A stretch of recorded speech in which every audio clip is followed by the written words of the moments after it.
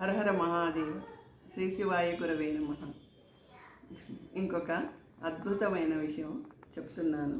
పరిశుశిఖర ఈశ్వర క్షేత్రంలో అపార అనుగ్రహంతో దుర్గానగర్లో బాలభగవాన్ గారు హోమం చేస్తూ ఉంటారు ప్రతి ఏటాను.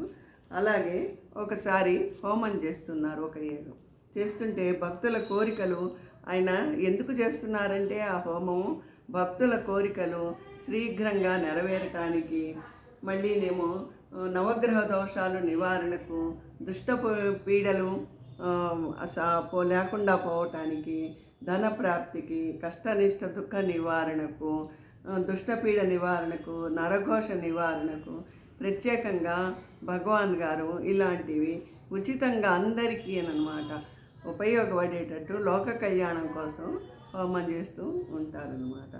ఇలా హోమం జరుగుతున్నప్పుడు ఒకసారి ఒక అద్భుతమైన లీల జరిగింది. అదేంటంటే హోమం మొదలుపెట్టారు, అప్పటి వరకు బాగానే ఉంది. ఇంతలో ఉన్నట్టుండి పెద్ద కుండపోత వర్షం వచ్చిందనమాట.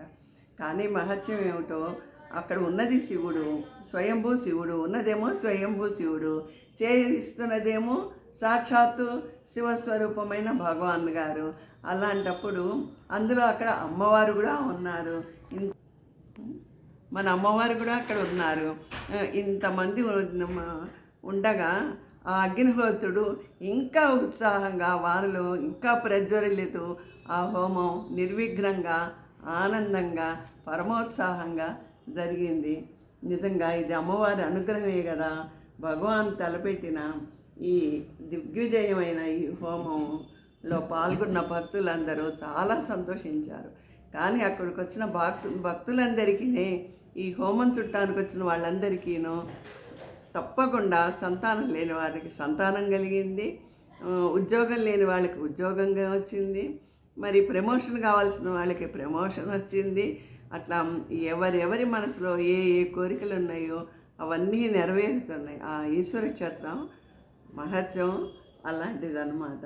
ఇలాంటి లీలలు ఎవరు చేస్తారు? సాక్షాత్తు ఈశ్వరుడైన మన బాలభగవాన్ మహేశ్వర్ గారే కదా. కనుక అద్భుతమైన లీలలు మన బాలభగవాన్ ఈశ్వర్ మహాదేవ్ భగవాన్ గారా చేయించేది. కనుక మనం ఆ భగవాన్ గారి యందు అనన్యమైన భక్తితో అందరం జై బాలయోగేశ్వర భగవాన్కి అని అందామా? అనండి అందరూను.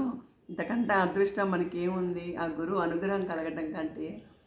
హర హర మహాదేవ. తాడేపల్లి విజయబ్రహ్మ.